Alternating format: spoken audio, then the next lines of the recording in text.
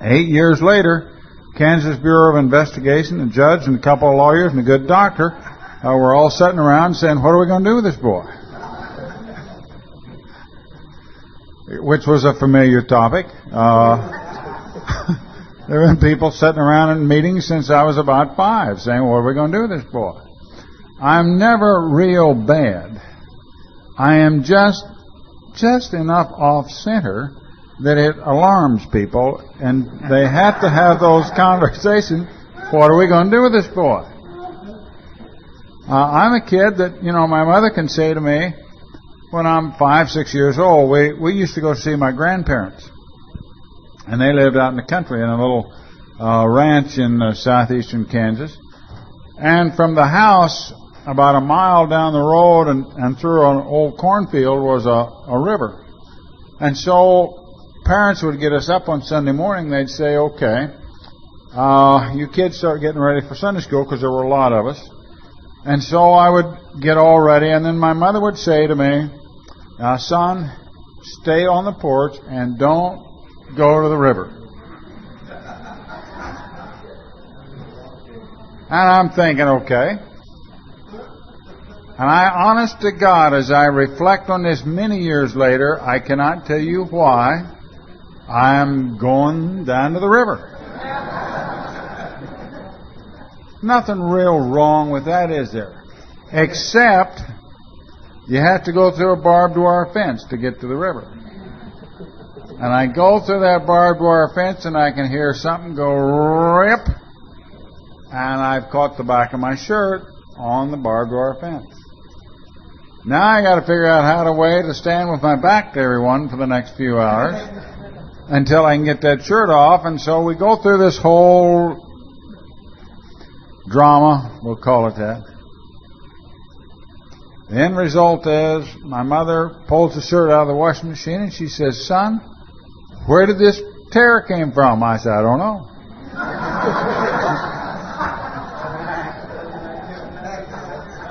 Cheap washing machine, I guess. Hell, I don't know. And my plan was to simply stay on the porch like I was told to do. See, I just cannot quite fit and do what I'm supposed to do. I can't do the right thing because I don't have the power. God knows I'd like to. I really would like to. So when I get down to this point, I look to where my life got to, and the facts, they just build upon themselves again and again and over until it finally comes down that I have to get a real clear understanding. An old-timer has to be careful when you say that. Get a clear understanding. Hey, your understanding is as clear as it's going to be to you. My understanding that I have today, I keep talking about a clear understanding or clarity. A lot of that clarity comes with passing time. Truth of the matter is that I looked at this about 10 years ago, 13 years sober, and this whole deal about God was very troublesome to me. I thought I had to have a relationship with God in order to go through the steps. I really believed that. I thought you had to be good in order to have a relationship with God. Well, you can't be good. If you're good, you don't need to go through the steps.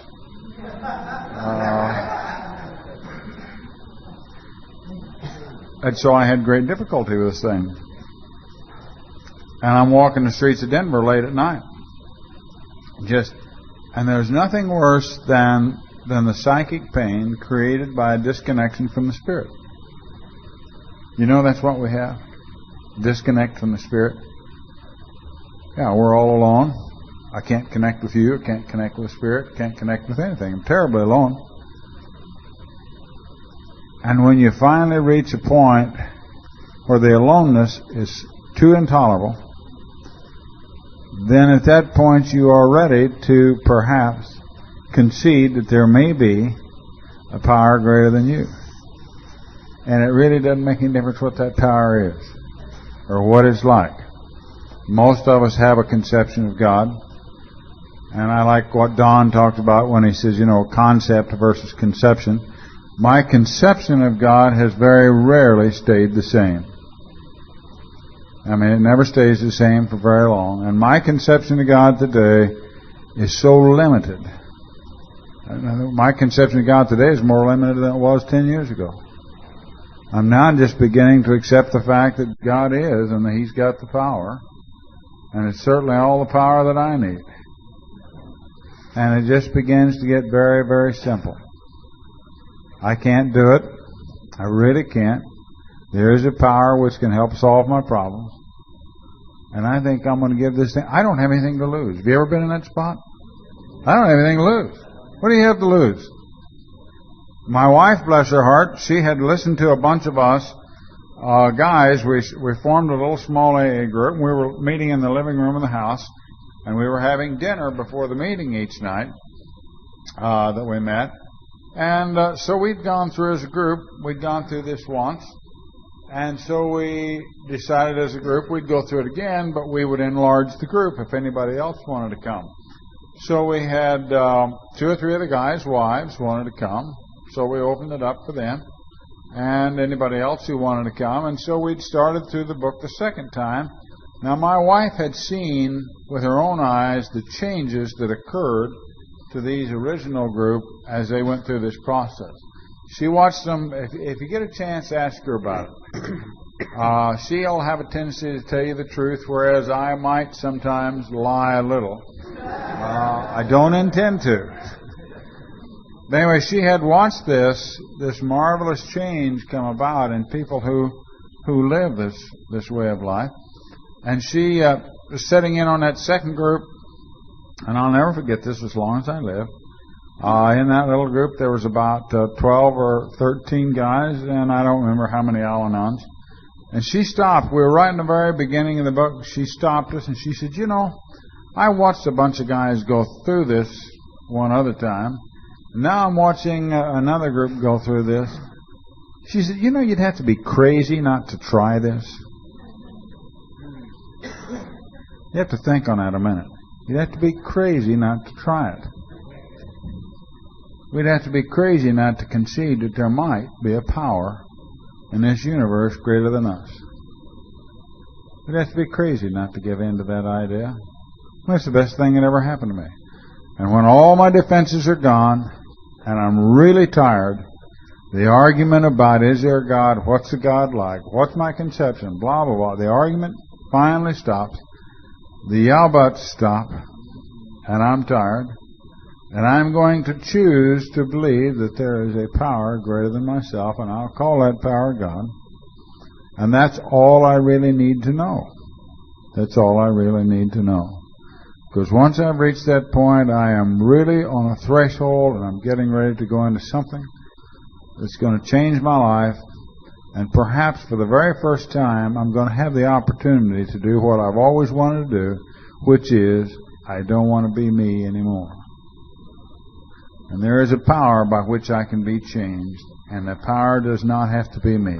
Because by the time I saw all of this, I knew I didn't possess it. That's a bad spot to be, isn't it? When you know I don't have the power to change. You know you should change, but you can't. Your conscience grinds away at you over the things that you've done and the way you've lived your life, and you want to be better, and you do not have the power to be any better than what you already are. And fundamentally, that's what our little path is about, is finding a power which will solve our problems and restore us to a way of thinking where we don't have to do what we used to do, which made it necessary to take a drink.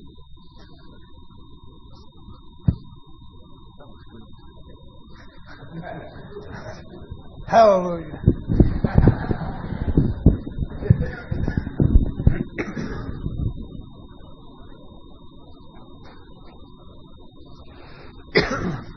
Every aspect of who I am must be part of this. Physical, mental, emotional, spiritual, all of me. The spiritual experience for me has been a unifying experience. I'm together. I'm not fragmented anymore. I'm together with me and I'm together with you. And that's just kind of the essence of the experience. I'll put it even stronger. I am you, and you are me. That's the experience. Anything past that is illusion. Now, I believe that ego deflation at depth is absolutely necessary, but I don't believe it means we have to beat on anybody. I didn't need any more beating. I've been beat as far as I can go. I believe that the doctor's opinion gives me the experience of ego deflation at depth like nothing else. When I finally accept that, I now have consciously accepted the fact there's one thing in this universe that I can't control. And that's all it takes to smash the ego.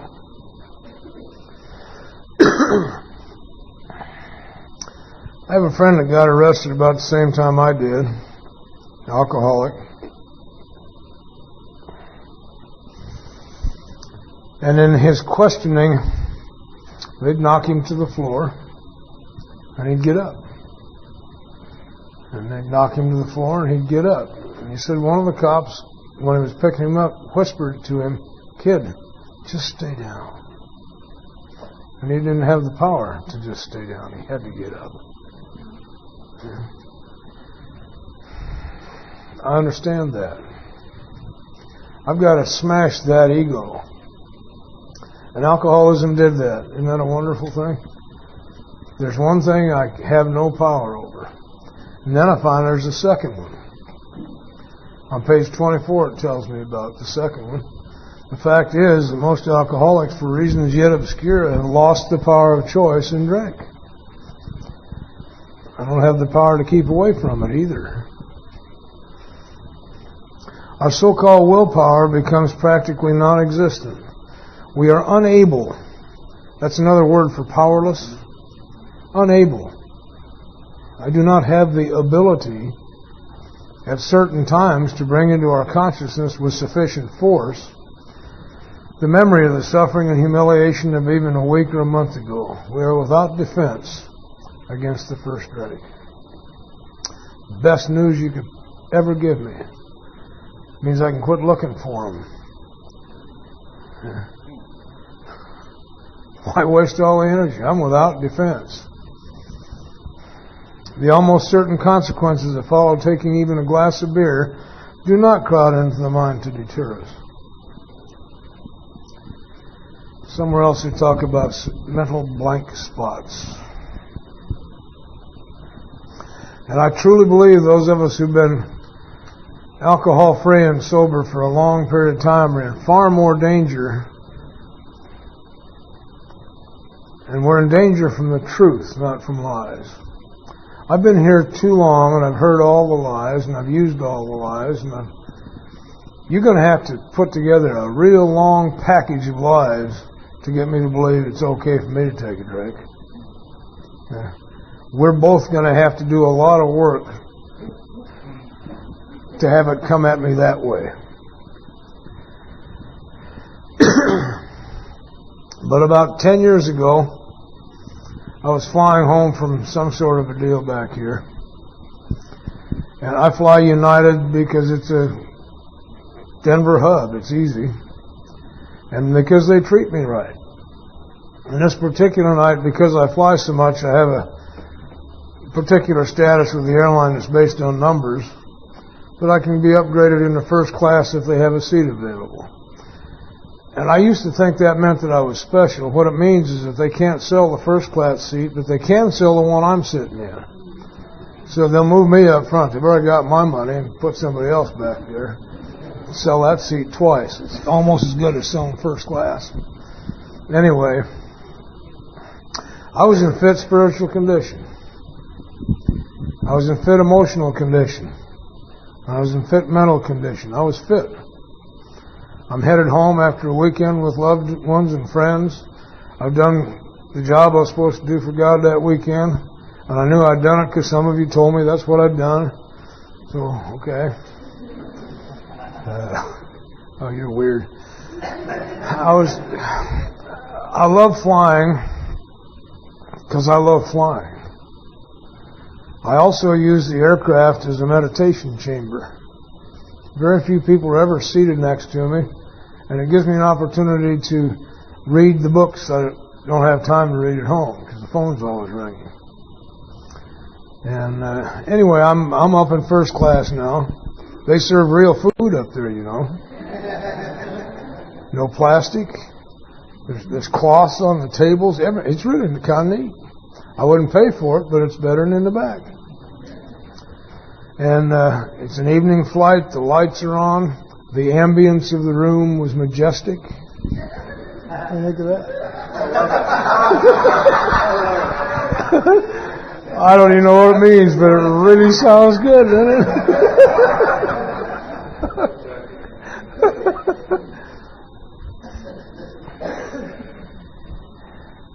Everything was just fine. I'm headed home to the family that I love and that love me. Everything's fine. And out of the corner of my eye, I saw the flight attendant pour this burgundy red stuff into my seatmate's glass. And it caught my attention. Now, you have to understand, I do not have an alcoholic mind at work here. There's one tucked back in the corner I draw out to use when I need it, but I never use it for myself. It's of no value to me, personally. I don't think alcohol. I don't see alcohol.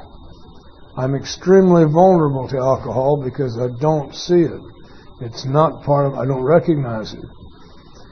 Just automatically. It's not there. Isn't that a wondrous thing? God took that from me. But it makes me vulnerable. So I look over and the lights are hitting it. Oh, pretty. And my mind said, that really looks good. Now that was the truth. There's no lie in that.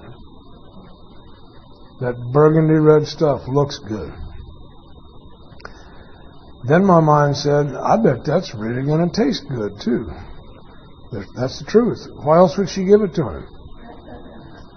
Okay. And then my mind said, I bet that's going to make his whole dinner taste better. That's why they give him wine. It cleans your palate. It has a function. It's not only going to taste good, it makes room for the tastes that are going to follow it. And suddenly a prayer began in me. I did not begin to pray. I don't know how to describe it for you. But a prayer began in me.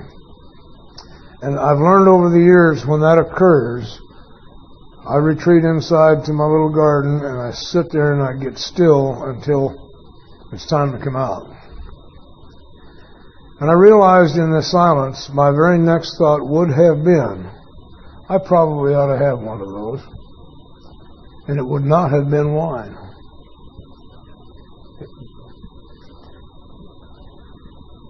So, I needed at the beginning and need today more than ever a power greater than myself that cares and protects for me, because I don't even know when I'm in danger.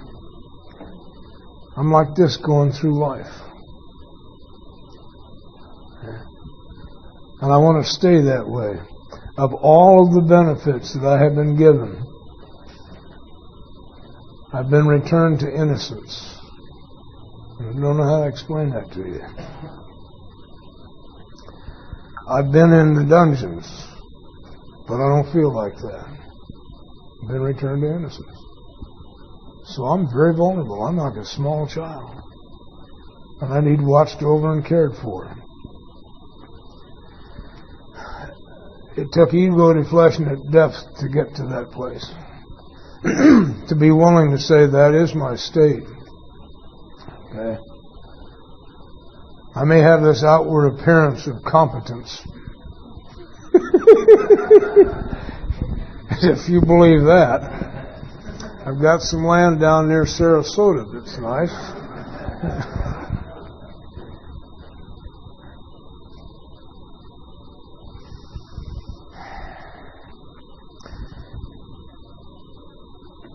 There's a complete failure of the kind of defense that keeps one from putting his hand on a hot stove. Yeah. That's me. I don't even have to interpret it. That's just me. And they go through a number of different ways of thinking that are so goofy. I love them. My favorite was, what's the use anyhow? I've already started. Isn't that a beaut? What kind of defense is it that finally shows up after the fact?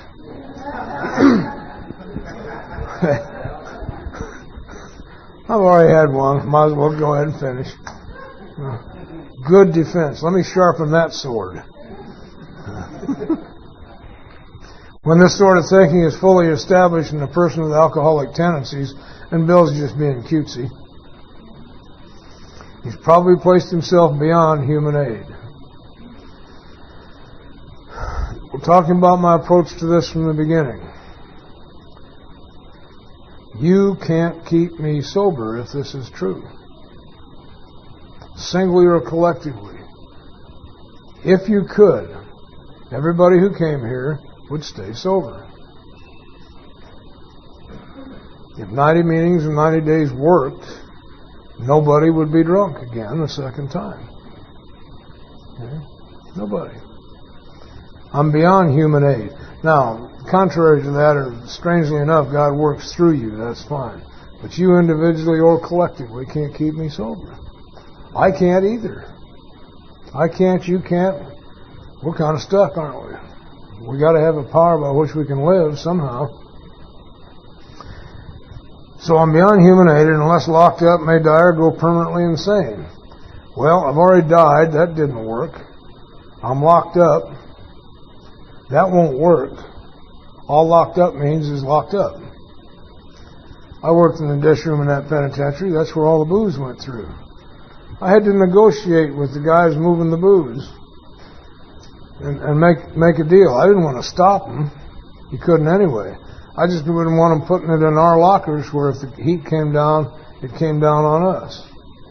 And I had to learn how to negotiate with people who were quite willing to kill somebody to get their merchandise moved. Ain't no big deal. I'm a drug smuggler, same group. Okay. Different clothes, that's all. You negotiate. Okay. But I'm already locked up, and as far as I know at that time, I was already permanently insane. The paper said sociopath type 2, psychopath, manic depressive drug addict. That's permanently insane. The reason I was in the penitentiary is we had negotiated a plea bargain in my case. The state was wanting to cut me some slack. Instead of 3 years to life, they said, if you'll plead guilty to a reduced charge, we've been talking to the feds, you're pretty sick. And the feds have agreed if you'll plead guilty, we'll give you 1.5 to 3, and then we'll suspend that and give you to the feds, and they'll take you to Fort Worth, Texas to fix what's wrong with you, to that big hospital down there. That's where I was supposed to go. All the power I had, all the power the state government had, and all the power of the federal government meant that following my accepting those terms, within 5 days I should have been in Fort Worth, Texas. And I ended up in the fish tank in the Colorado State Penitentiary instead. Because by the grace of a loving God, and because I had surrendered, I was taken where I needed to go to hear the message I needed to hear, and I didn't even know it. The combined power of all of us wasn't enough to pull off the wrong deal. Okay. Couldn't have been any better. So I'm already here. What's left to fight? I'm permanently insane. A sociopath and a psychopath are untreatable. That's why I was in the penitentiary. One doesn't know the difference between right and wrong, so you can't treat them. The other one knows the difference, just doesn't give a damn. And they're saying I'm both. The guy who made the deal changed his mind. He and I became friends later. He said he told them, there's nothing we can do for this one. Just get him off the street so he didn't hurt anybody else. That's permanent. And you come along and say, oh, we don't think you're a sociopath or a psychopath. We think you're a good actor. Damn, give me some drama, will you? Let me at least be a little sociopathic. I can show you a psychopath. Back me in a corner. 6 of you big guys. I can show you a psychopath.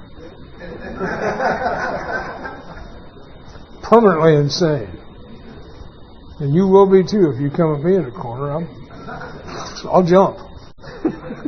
Anyway. But there is a solution. Old Tom O'Sullivan helped us along the way.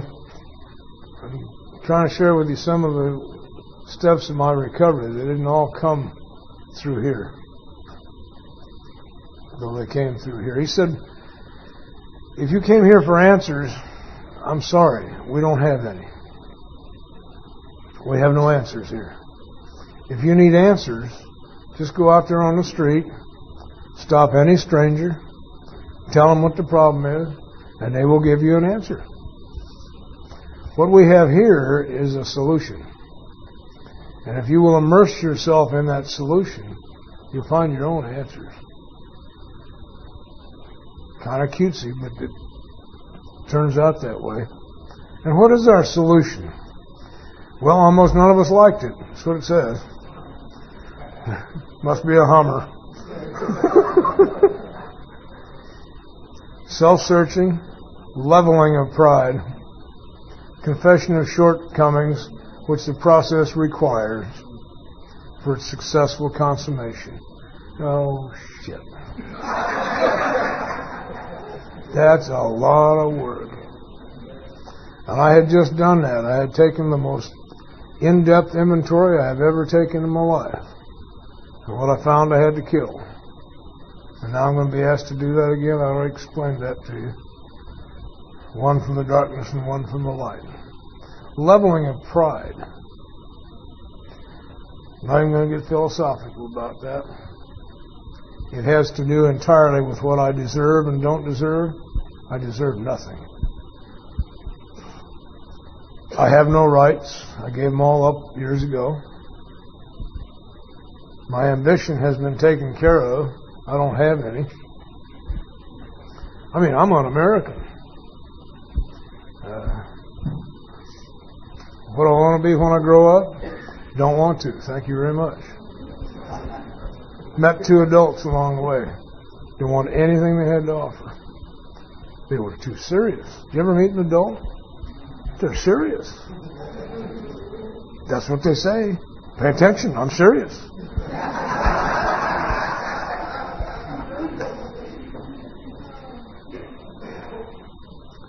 And confession of shortcomings. That is so namby-pamby, it's just disgusting. Shortcomings. I'm a high-profile gangster. What do you mean, shortcomings? Okay? Look in my mind and see the madness, and you want me to talk about shortcomings and defects of character. What a sissy outfit this is.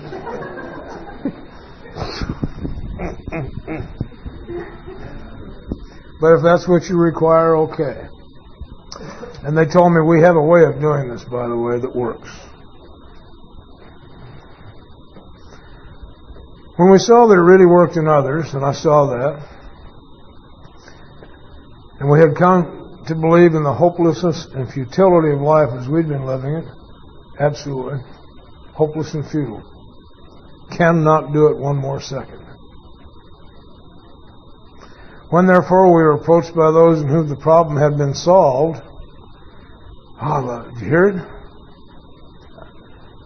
The problem's been solved. That puts an end to, oh, well, it's because I'm alcoholic. I'm only human. Bullshit. Yeah. I didn't mean to offend anybody past the second row.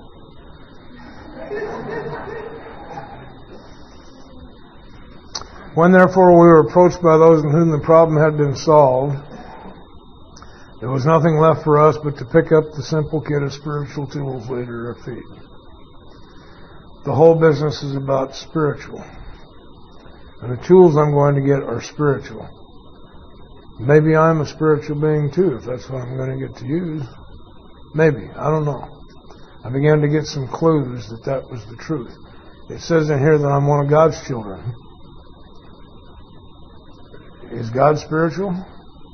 Then I must be too.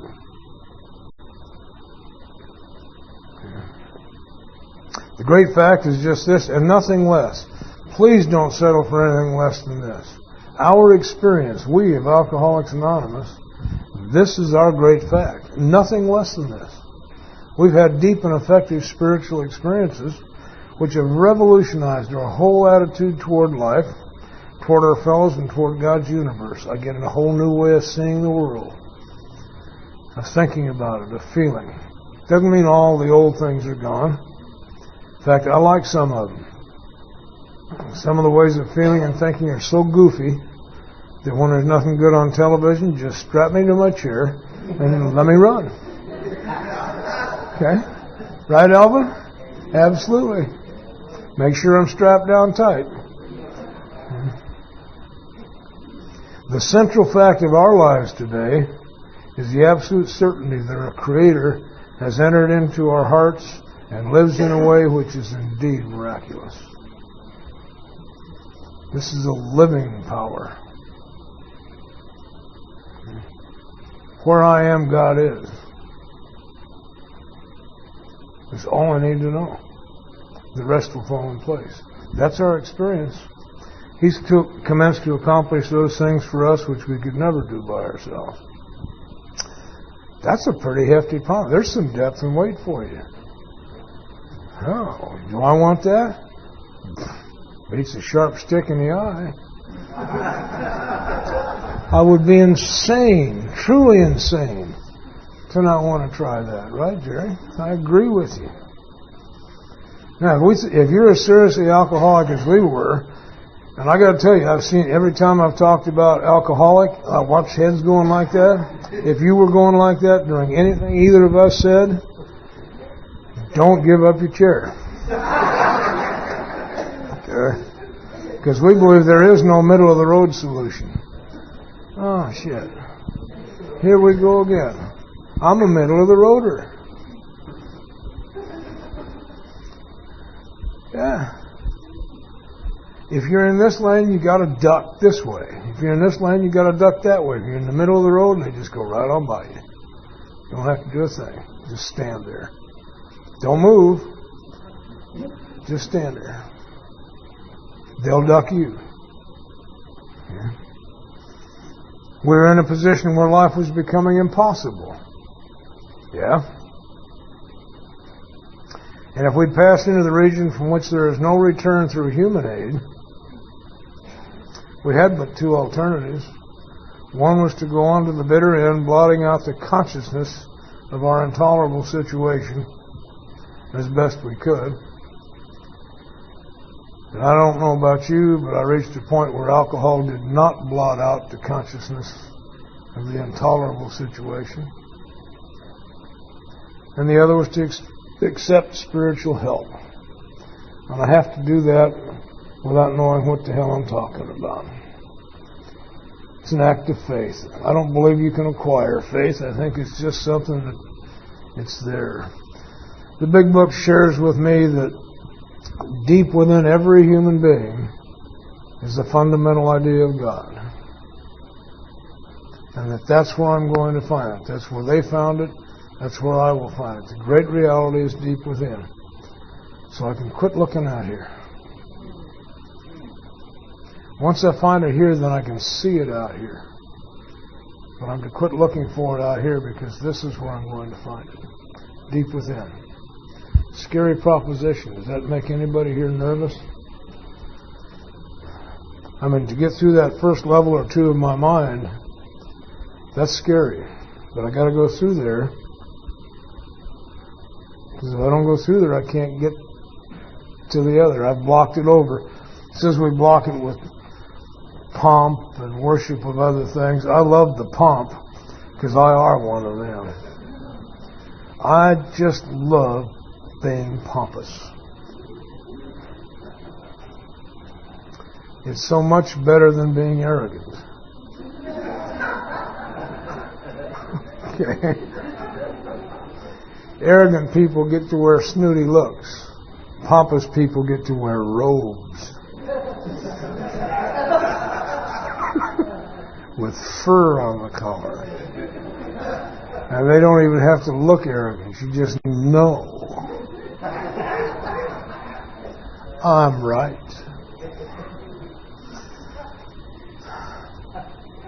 I'm willing to admit I may not always be right, but I'm never wrong.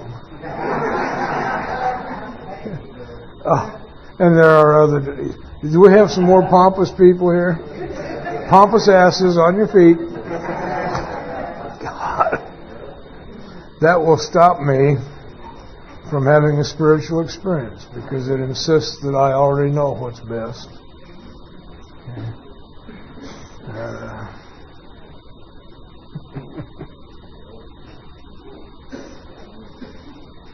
I truly believe I've been on a spiritual search since I was small. I've always known it would be a spiritual answer. The idea that I can be restored to a state where I was sane and sound, which means in touch with the Spirit, is part of this whole process. My sponsor said, we'll assume you went insane about 2 seconds after birth. Well, then we don't have to track anything down. Let's just start from the beginning. And the big book goes on to use terrible words like reborn.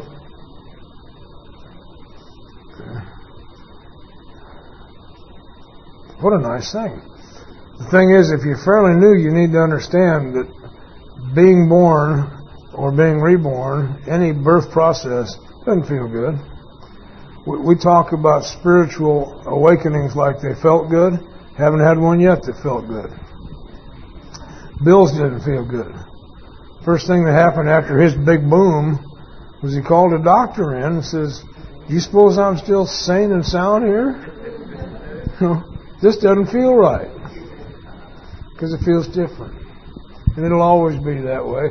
I get tickled at myself because I'm constantly involved in this process of changing and growing and letting the Spirit move me where the Spirit wants. And I get all cozy and comfortable and then wham. And it feels like wham. Until I just relax under it.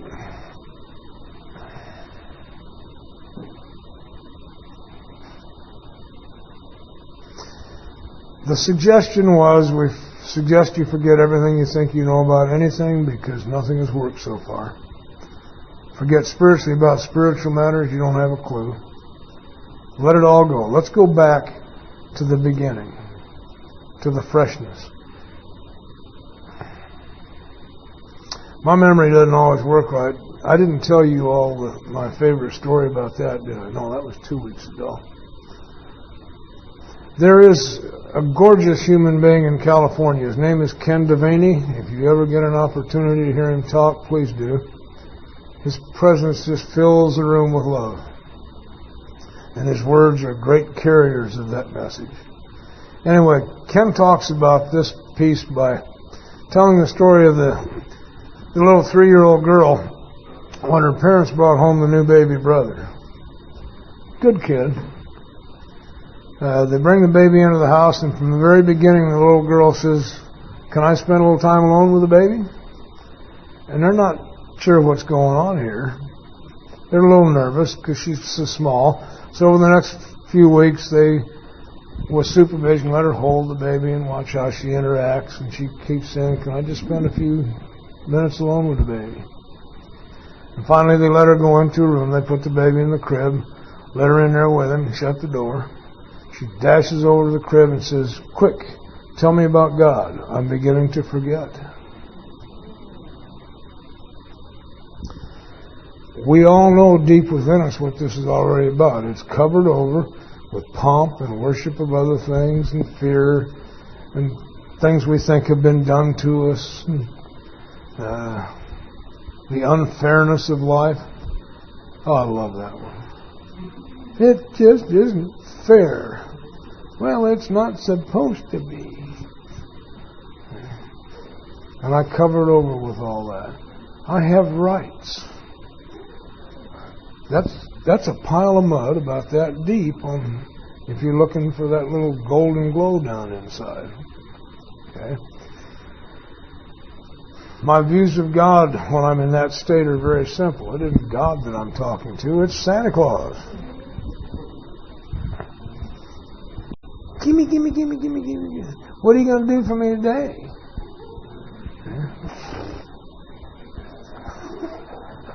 Well, it's true, isn't it? At my best in a self-centered state, all of my prayers are going to be self-centered. It's just the nature of it. I will go so far when I'm being really self-centered as to pray for you. Come on, tell me that isn't self-centered. I'm going to pray that you get everything I want. I'm sorry. That doesn't make any sense to me.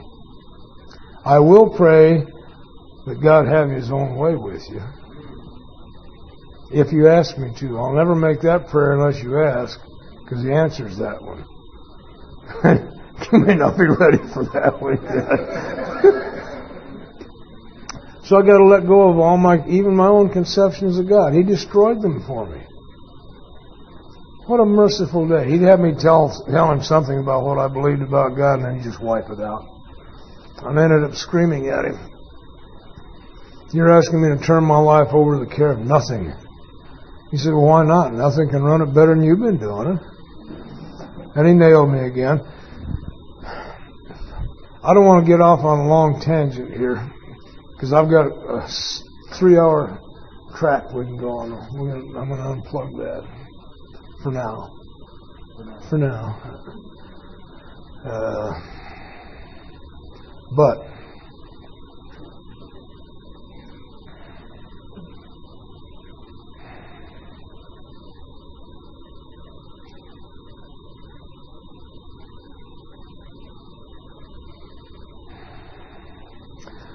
someone asked me a short while back, do you believe that God is love?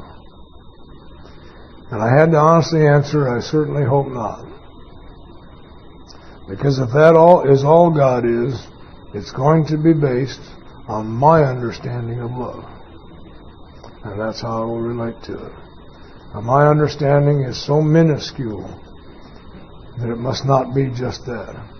I must also tell you, I believe that's one of the best manifestations I see of the power of God. But it better be more than that. So I'm out of the defining business. Okay, reveal to me. First reveal myself to me, and then reveal what you have in store for me. Then reveal some strength, because once I know what you have in store for me, I don't want to do that. Okay. So the question is not anymore, what is God? Where is God? That's where we're coming to. And do I even want to have a relationship? It tells me here I can have a relationship built on easy and understandable terms. Do I want that? Not in my self-centered mind, because that means if He's really present here, He knows what's going on in here, and I am cooked. I don't want anybody looking in on that, particularly not God. And these aren't the killer thoughts. This isn't pouring gasoline on people and setting them on fire. This is that chicken shit stuff that goes on in my head. It just makes me ashamed of myself. Okay. Do I really want it? The big book suggests as we actually they cream us in here. They have us say the prayer before they warn us. Oops! Before you say this, you might want to think about it for a while. Okay. We're headed for the third step prayer, obviously. I think we ought to take a break and think about that. Because I believe if you really say that and mean it, you are now on the boat and you can't get off. You can't. You can die, you can drink again, but you can never ever forget the taste of the power of God once it's hit you. Okay, and it's a taste. One of the old books described it that way, and they shall hunger and thirst after righteousness. Well, you get a taste of this, You think Southern Comfort was good. Wait till you taste this. So my suggestion is that we just consider that and see how far we can get with that. We'll hopefully say the third step prayer altogether. Then we'll just go into some little technical stuff that we do with inventory, some viewpoints, and you all know more about it than we do because you write a lot more inventory than we do. Well, you do. I've talked to a lot of you. Bunch of inventory freaks. So, what do you think? 15 minutes? 20 minutes? How long is it going to take for you to decide that you're hopeless and want to talk to God about it? It's got to be a two-cigarette break. Two-cigarette break. All right.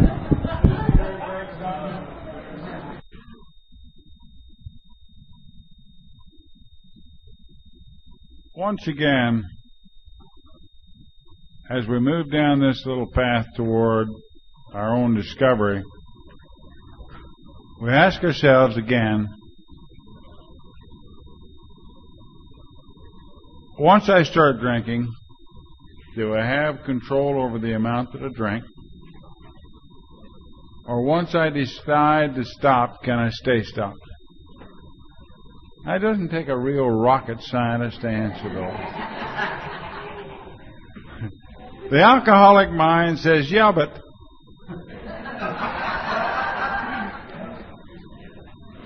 what?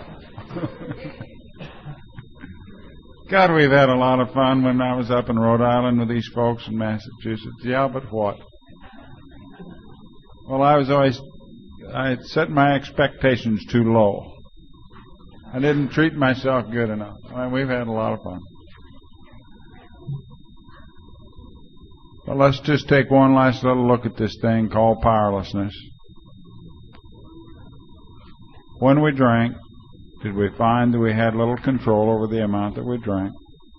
You know, I saw this thing about the phenomenon of craving that never occurs in the average temperate drinker.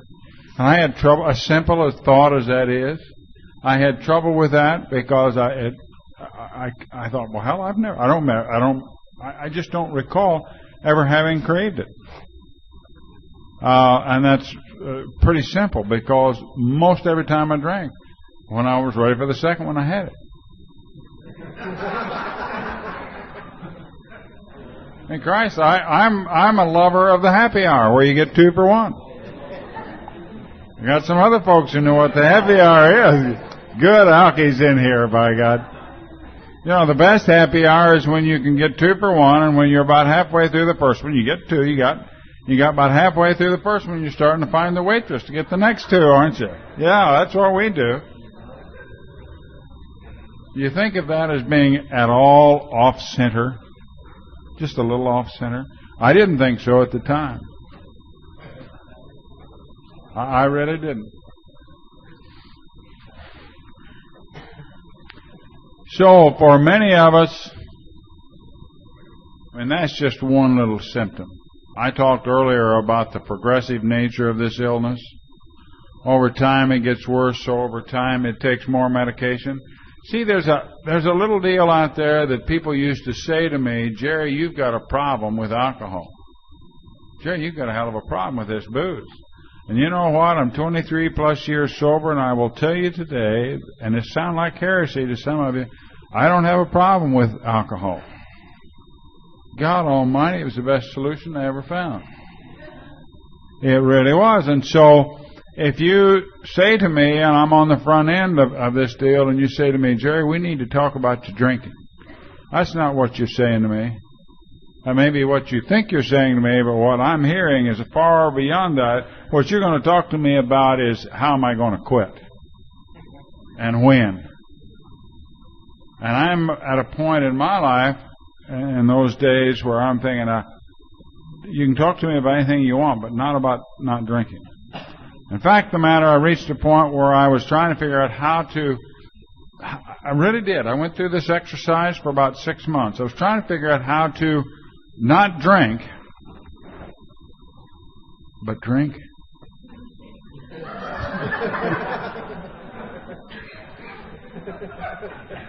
You got to do something. You got to do something.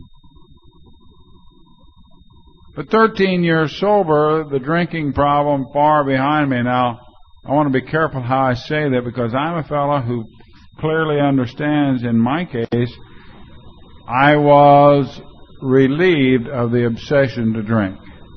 That choice, I didn't have a choice to not drink for many years, and I've come pretty clear on the fact that today I don't believe that I have a choice to drink. So the drink choosing thing is not a deal for me. I don't even get to think in those terms. But 13 years sober, I had to finally come to, because I became fully acquainted with the seriousness of the progressive nature of the disease, the terrible terror and the fear and the terrible depression and the terrible disconnectedness that goes with the disease of alcoholism when it's left untreated over any period of time. I got to get clear about that. And so I had to read this little thing here. It's on page 44. It says, to be doomed to an alcoholic death or to live life on a spiritual basis are not always easy alternatives to face. And they're not, are they? What we get to do, we get to choose between everything we have ever held dear in our entire life and die an alcoholic death, or give it all up and go into uncharted waters. That's for me. I want to go do that. I'm a guy who tried to control every feeling I've ever had. This feeling I don't like, so I change it this way. This one I don't like, so I jack it over this way. And this one's not good enough, so I jack it up. Higher intensity. I jack with my feelings, and I don't, And so to ask me to give all that up so I can go out here into the unknown, it's not an easy alternative. And often one of the things we do as sponsors is allow the person the room and the space to make their own choice. Most of us are so, I got to be careful how I say this. Sometimes we have a tendency to want other people to get this before they're ready to get it.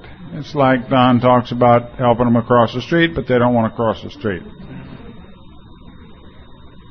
It's not an easy alternative. Sometimes one of the things that I think in terms of sponsorship is always to meet them where they are. And then I will stay with them where they are until they're ready to come on down this road if they want to. So, we're faced with an alternative. Am I going to do this or not? I'll tell you a funny little story about the third step. I told this a couple of years ago, and there's some folks here who like it. There's some of you who haven't heard me share this thing about the third step with you. I remember I told you I was having difficulty with my inventory and the fourth step, and so I went over to the Tattered Cover bookstore in Denver, Colorado. Nice big bookstore, has a beautiful self-help section. And I'm not anything if I'm not thorough about self-help. I mean, I can talk to you about Scott Peck and Bradshaw and the inner child, and we can just go on ad infinitum. So I found a book over there, and I thought, this is what I need. And sure enough, I thumbed through that, and I got to a page, I think it's page 37. It had my personal Bill of Rights listed. And I thought, holy cow, I did not know I had a personal Bill of Rights. And so I started down through this personal Bill of Rights, and I got a bunch of alkies who are telling me I got to be rid of my anger. And I see this book in my personal Bill of Rights. It says, considering the way I was treated, I have a right to be angry. Hell, that's a lot easier than writing this damned inventory, isn't it? So, man, I'm just loving this, and I race home and I read these over and over, and man, I'm starting to feel better. And if there's anything an alkie likes, it's to feel good, and when you feel good, you stop doing everything. But I thought, well, being the magnanimous, I do have a magnanimous spirit, so I called my sponsor and I said, listen, I don't think I'm going to have to do this inventory stuff that I'm having so much trouble. He says, why not? I said, well, I've got this nifty book. Now, what I'm thinking about is I'm sharing this with him is I'm going to race back when here's what I've got for him. He's going to like it so well I can race back to the bookstore, buy copy number 2, and go give it to him. And so I say, I found this personal Bill of Rights. I didn't know I had it, and I feel a whole lot better understanding now that I have it. Well, he said, you don't have any rights. And I said, what? And he said, and I can remember it as though it happened really truly yesterday. It's not just a figure of speech. I can remember that I had a hard time breathing. It felt like somebody had put a stiletto right into my lung. It just hurt like hell. I thought, what do you mean I don't have any rights? And he said to me, we gave those up in the 3rd step.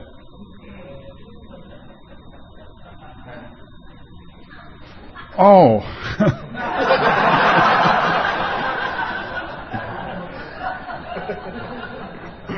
Needless to say, the son of a bitch did not get a copy of my book.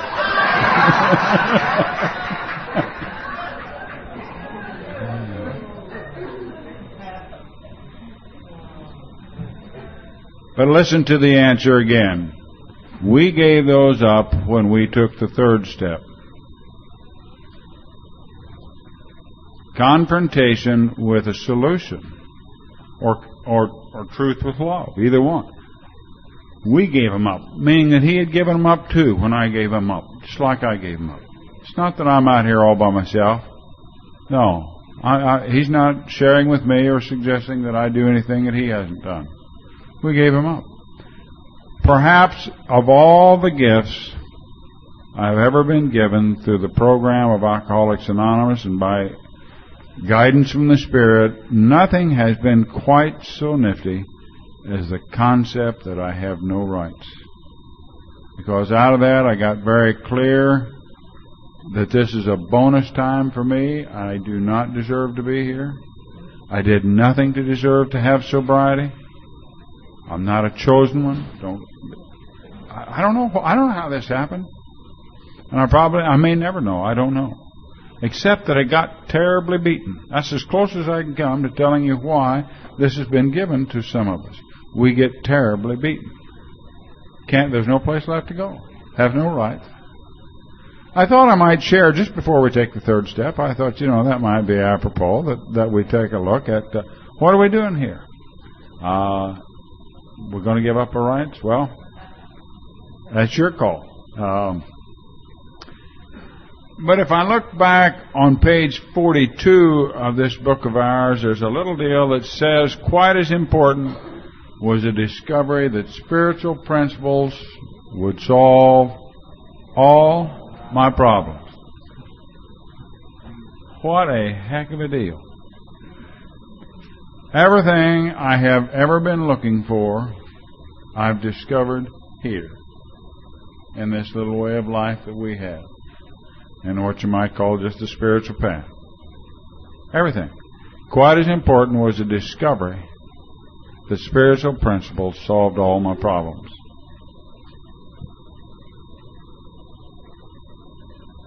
As I moved on down this deal and I got ready to take that 3rd step, I had great difficulty. I believed, and I don't know if anybody else believes this or not, I believed if I took this 3rd step prayer, see, I get confused on spiritual matters. Just to show you how goofy I am about the term spiritual, I thought if I do this spiritual stuff here, that means I'm going to have to live without a woman, and I'm going to have to live in poverty the rest of my life. Well, you ever think of that? Yeah, you can't be rich and be spiritual. You can't be looking at a good-looking woman and be spiritual. That's what I was taught. I mean, I'm dead in the water. I see pretty girls and I think, God, there goes another one. And I thought, I can't do this. But when we reach that point where we are sure that we are beyond human aid, like I say, what have we got left to lose? Not a thing. Not a thing. But even with that in mind, I had to take one more look at, because I saw something in here and I needed it desperately. At the front end of the steps, it says, we stood at the turning point. We ask His care with complete abandon. We stood at the turning point. We ask His care with complete abandon. The idea of embarking upon a spiritual path was terribly, terribly frightening to me. It was also, there was a certain amount of discomfort, and I did not know then what the discomfort was. I'll tell you today what I believe the discomfort is. I believe that I had already been touched by the Spirit by the time I got here. And my little old self was so shabby. I couldn't stand me being in touch with anything as pure as the Spirit. And that created a certain discomfort. And today I still believe that. I believe if I start down a road of doing something that I should not be doing, that discomfort comes back. It's called God consciousness, if you want to know what it is. Yeah, we get conscious of the Spirit, and early on it's uncomfortable. At least so it was for me. But then I'd lived kind of a shabby little life. You know, you start lying when you're 3.5. It's not the best way to get into heaven. We stood at the turning point. We asked His protection and care with complete abandon. But I did get a deep understanding, and again, we talk about this not being a technical thing. It's an experiential thing. And I had, by the time I was 13 years sober, experienced this simple little fact. I am an alcoholic. I know that. I know that. I've also known my whole life that I am beyond human aid. I've always known that.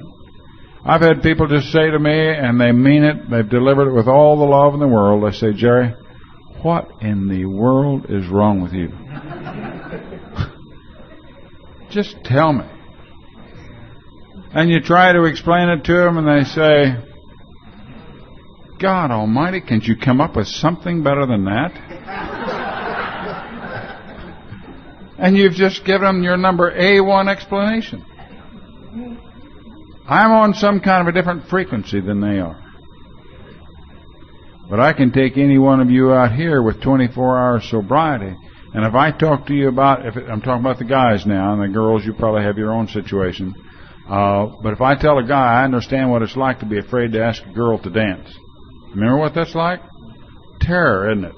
Terror. They're standing over there, I'm standing over here, that's 20 miles over there. And I know what they're going to say when I get there. If you're a real alcoholic, you'll say this simple thing, Jerry, I understand. And I know that you do. If you're not an alcoholic, you'll say things like, oh, that's silly.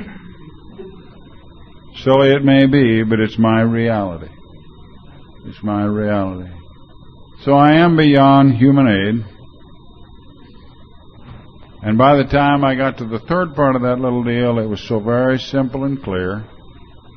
God can and will if I seek Him. It doesn't say God can and will if I find Him. See, there's no caveat there. If I just seek. Just seek.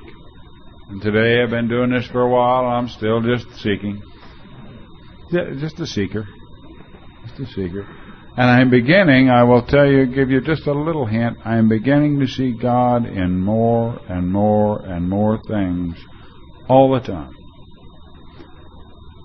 Don't want to miss any part of this experience that we're having.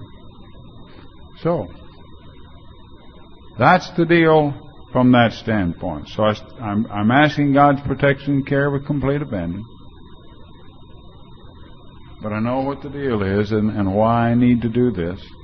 And the truth of the matter is we're never clear about why we need to do this in the sense that we'd like to be. I mean, in retrospect. By the way, that's a nice little thing I'll share with you real quick, and then we'll get on to the third step prayer. We may sound up here as though we know precisely what's happening, when it's happening. And that's bullshit. God, I'm glad he used that word, because I love to use that. But he was being so nice, I couldn't.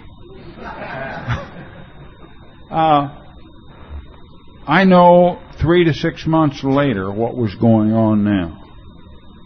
Oh, that's what was happening. And it's always so enlightening to see that occur. Like I say, when I had my personal rights taken away from me, or learned that I'd given them up, that was a painful I mean, I cannot describe to you the pain that was associated with that day. And yet it was the greatest gift that I've ever had. Greatest gift that I've ever had. And most of my spiritual gifts have come just that way. I did not know what I was receiving when I got it, and it was a terrible experience. Well, did you ever have any idea that when you were alcoholic you could do something like this and recover from it? Totally and completely, and wake up in the morning and the sun was great. I've awakened before when the sun was shining, it was a beautiful day, this kind of scenery around us, and I thought, God, this sucks. Yeah. Today, my days, a lot of days, I don't always see things still as clearly as a sane person.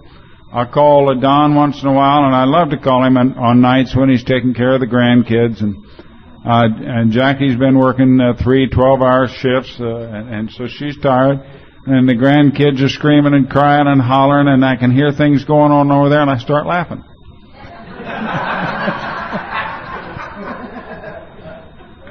I think somebody else's life is as messed up as mine.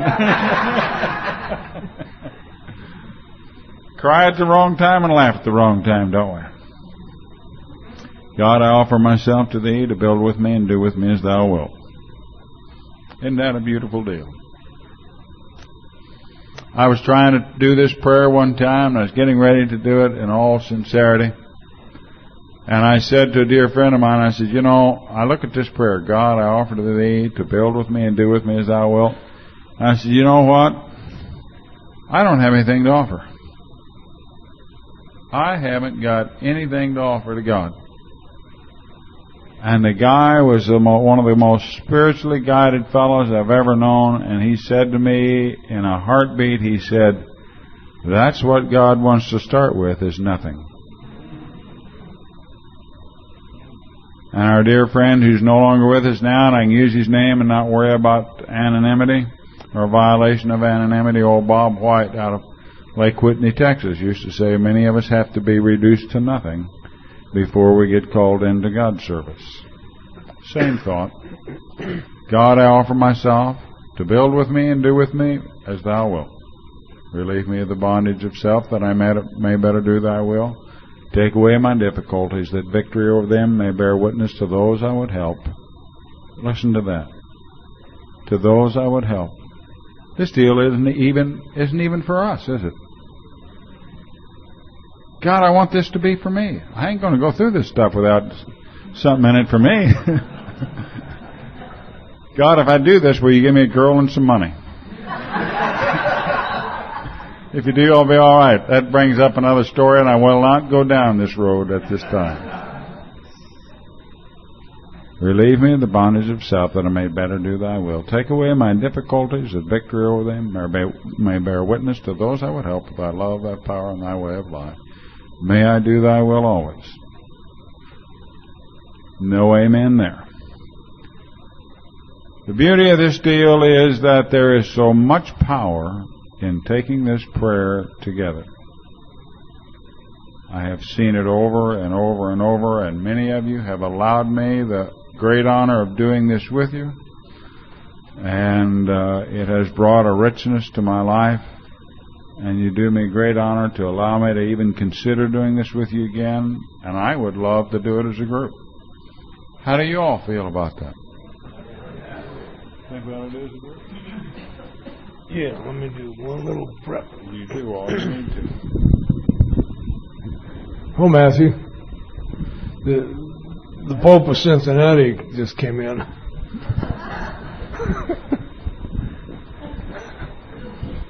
Stand up, Matthew.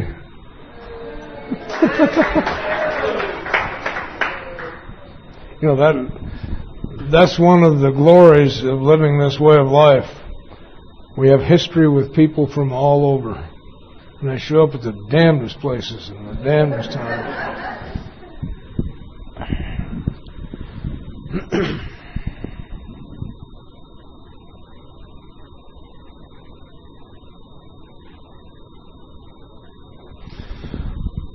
The prayer process begins with the invocation, which simply means the acknowledgement of the presence of God. And that's done by calling Him by name. We're establishing a relationship on easy and understandable terms. If I want Jerry, I'll call Jerry. If I want Brian, I'll call Brian, because I can expect an answer. Ours is no different. Our prayer process here begins with the invocation. I'm invoking the presence of God. He's here anyway. By saying it, I acknowledge that. Amen in spiritual terms is the closure of that prayer process. So be it, is what that means.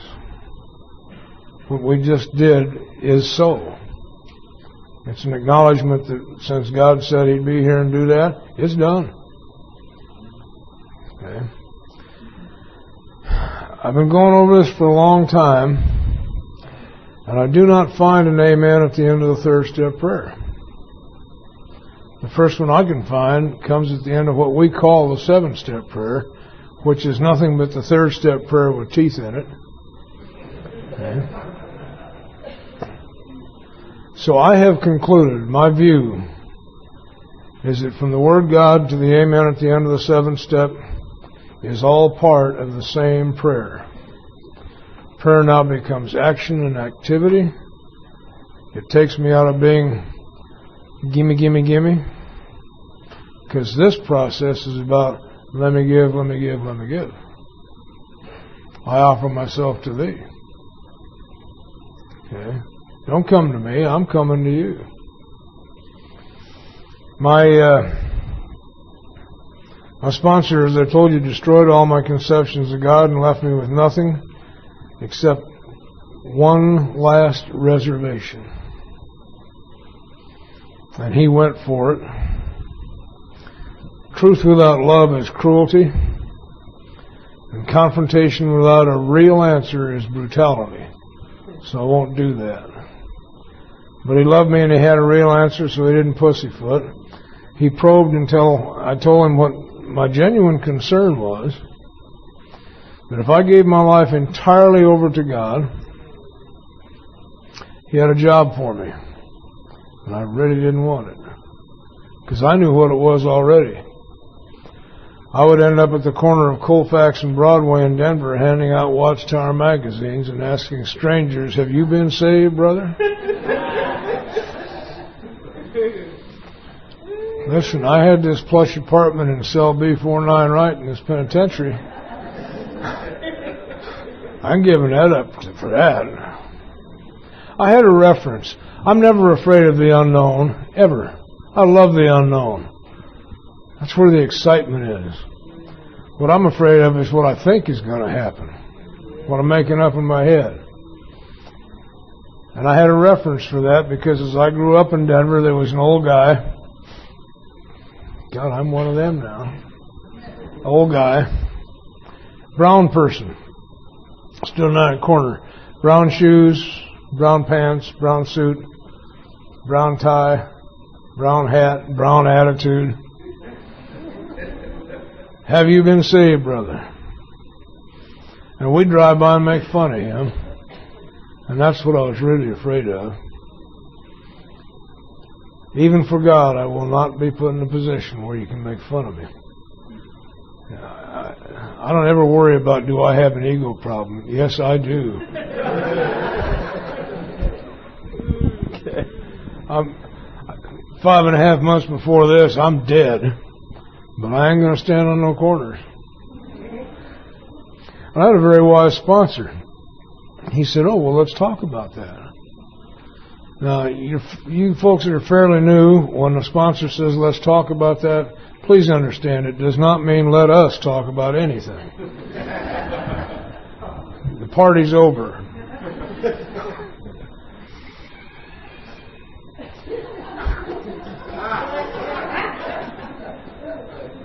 God, Rashid, I love you heaven out there. He said to me, as he looked me directly in the eyes,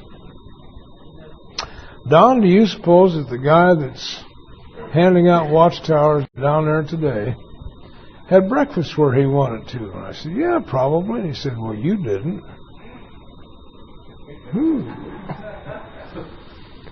Do you suppose that when he finishes making a fool of himself down there today, or no, do you suppose that he's wearing clothes that he picked out to do that job in? And I said, probably. And he said, well, you're not. And then he said, do you suppose that when he's all through making a fool of himself, that he gets to go home? And of course I didn't.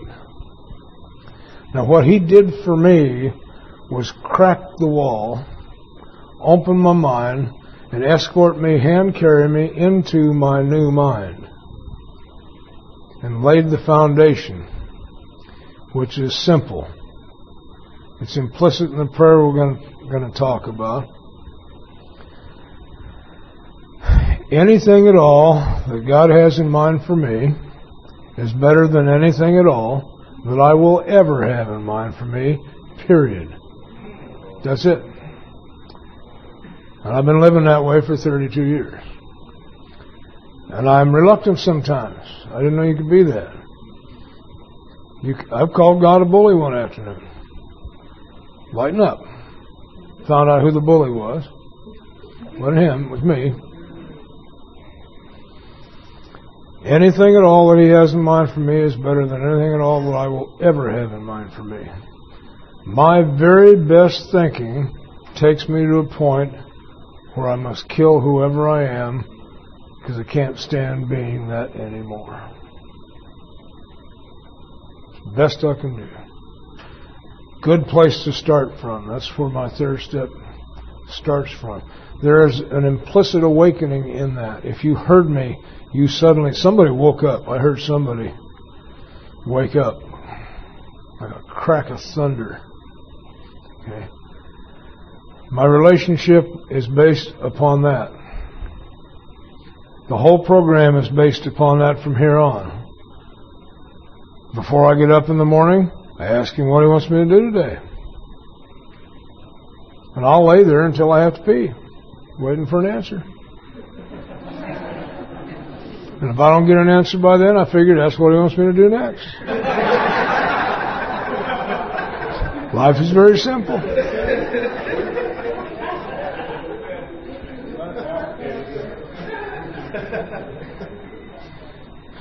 Then you ask him again, is this all you had in mind? No. Brush your teeth. Get a job, go to work, blah, blah, blah. Whatever he has in mind is better than what I have in mind. At my very, very best, if there's 10 people in the room, 9 can get some good out of it, somebody's going to get screwed. It's just the nature of me. When God's in charge, everybody in the room benefits. Everybody looking into the room benefits. Anybody that hears about what happened in the room benefits. There's no losers.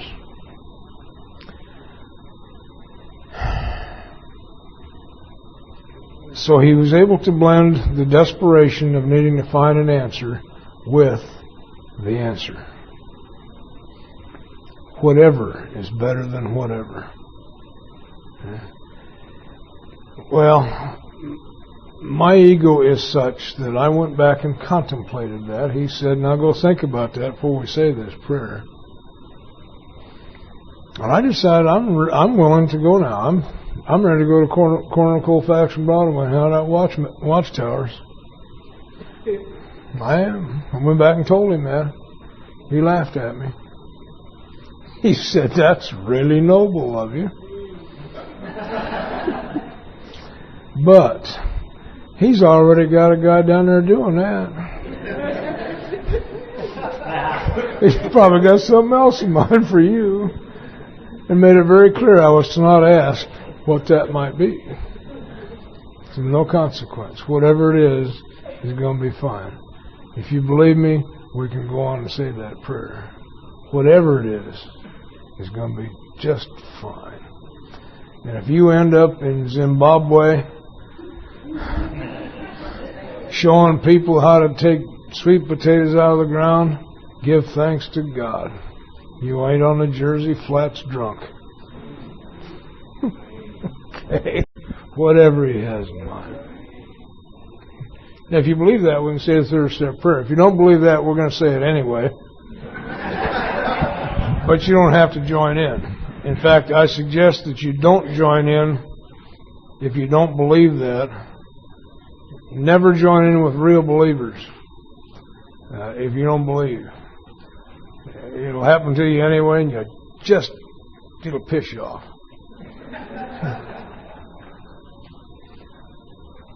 Jerry and I are going to say the third step prayer, and we would invite you all, if you wish, to join us. And then we can really get brilliant and show you the stuff.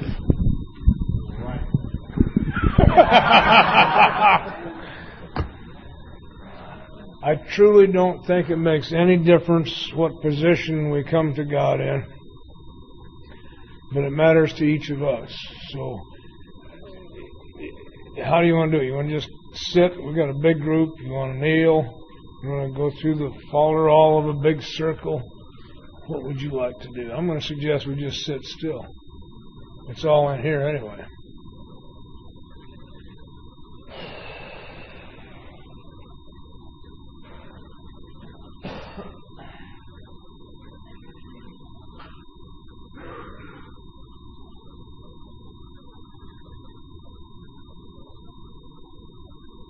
God,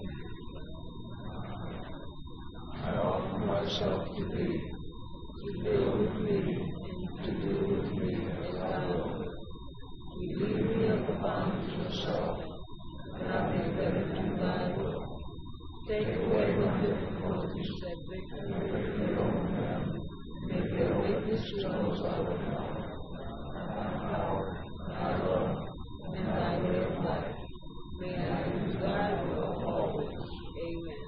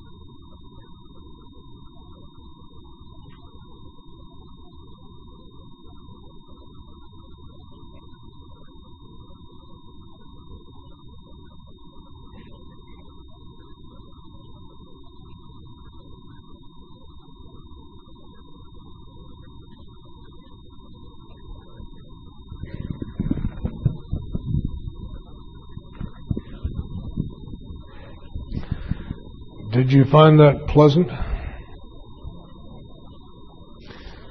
That has been my general experience of any time that I'm visiting with God. It's a very pleasant deal. I don't know what other people's experience is, but I like that better than the booms.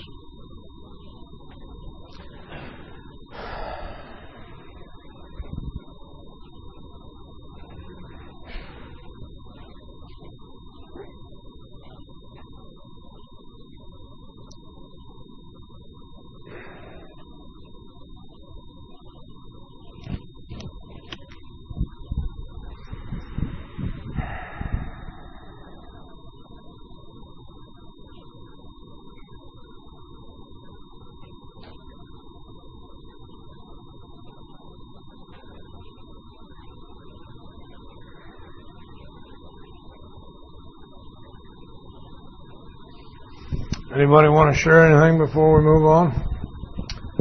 There's a microphone there in the center, and there's a couple of them right here.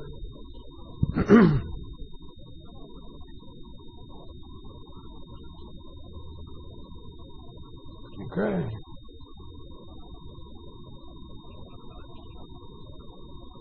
For how many of you is that the first time that you joined with a group in this prayer? Okay. Good. That was always one of the underlying fears. I'll do it in my closet privately, but I've got an ego. I'm so ashamed of praying in public. Somebody might think I'm praying in public. It's just.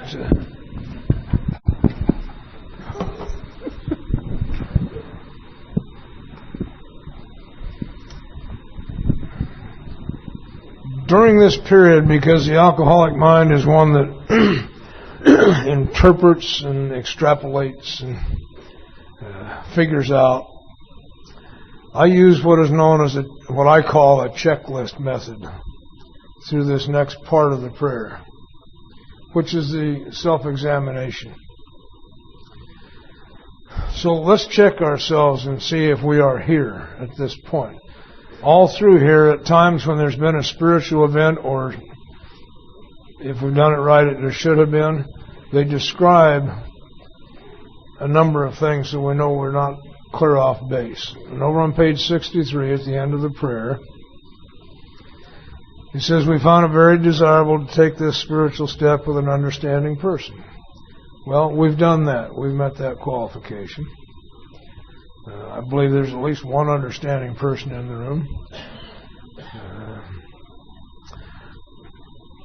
The book suggests perhaps a wife, best friend, or spiritual advisor. We've met that. My wife's here. Best friend's here. I have several spiritual advisors in the room. They're being quiet at the moment, but they'll get me. But it's better to meet God alone with one who might misunderstand. The wording was, of course, quite optional, so long as we expressed the idea, voicing it without reservation. We met that. We voiced it. And I think we are the funniest people in the world. As long as the wording is optional, I will say it with the these and the thous. If I got to say it with the these and the thous, I ain't going to do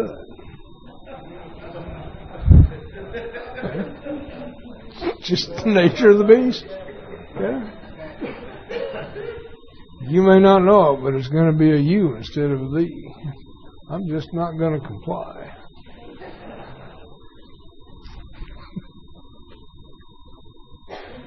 We had one fellow, a little workshop we were doing in North Carolina. When we came to this, he said, for me, this is too private. And I would prefer not to join with the group. And so he just stood outside of the group. It didn't make any difference in the energy. It didn't separate him from anybody. The power of this prayer is so strong, and the unifying spirit is so strong, it really didn't matter. And we just went head on. And if you feel that way, good. Nothing at all wrong with that.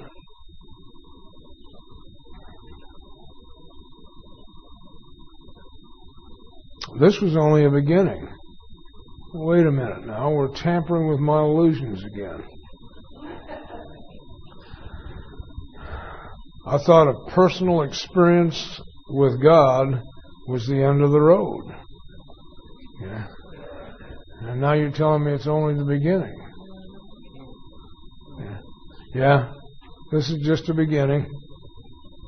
Though if honestly and humbly made an effect, sometimes a very great one, was felt at once. I felt a great effect. Peace. Pleasantness. Never thought that was a good effect. It always had to go. Did y'all have any effect? Sometimes it was a great one. Was it enough of an effect you'd like to go on and tackle the work? Which, by the way, I don't even like that. We, unfortunately, have created a group of monsters.